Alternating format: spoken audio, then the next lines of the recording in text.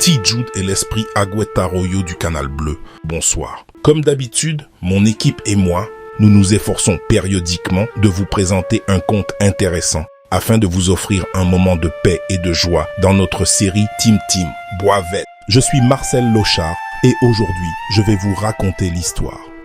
On raconte que dans un petit village de la commune de l'Arcaillet, en Haïti, se trouve Luli, un village de pêcheurs.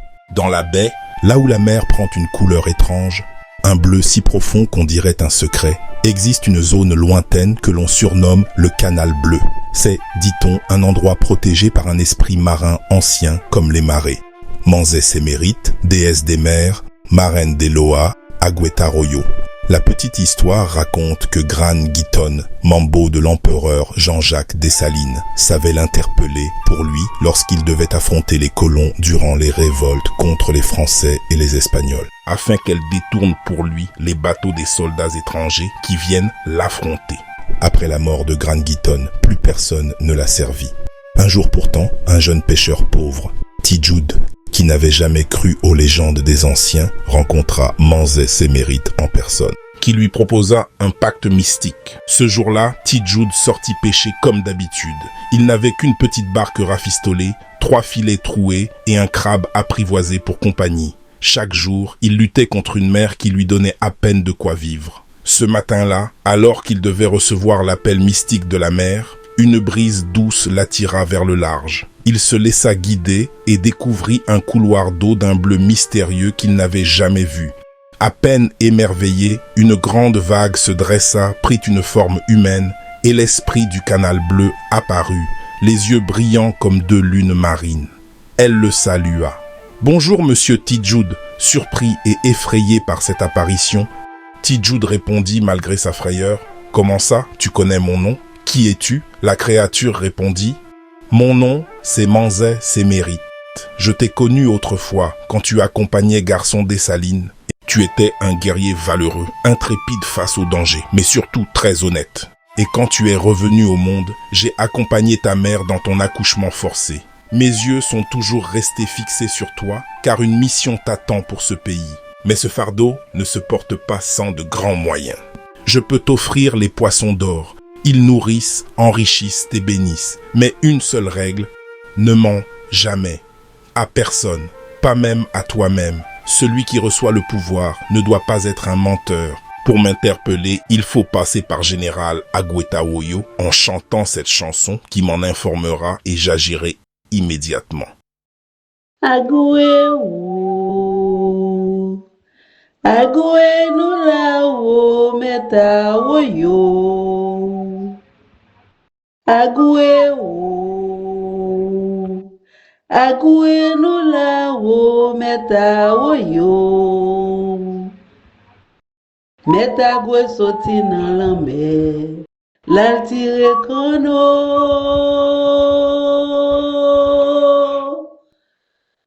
Meta Agüe soti nan la mer, l'al tire kono. Agüe no lao meta Arroyo. Dès le premier jour, il ramena un poisson d'or entouré d'une multitude d'autres poissons naturels. Le village en resta bouche bée.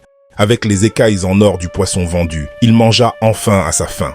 Les jours passèrent. T-Jude revenait après chaque pêche avec au moins un poisson d'or, brillant sous le soleil comme un petit fragment de lune dorée. Chaque poisson lui permettait d'augmenter sa fortune auprès de Monsieur Jean-Pierre, l'homme qui achetait l'or pour le revendre aux États-Unis, tissant pour T-Jude un pont entre le mystère du Canal Bleu et le monde lointain de la grande ville.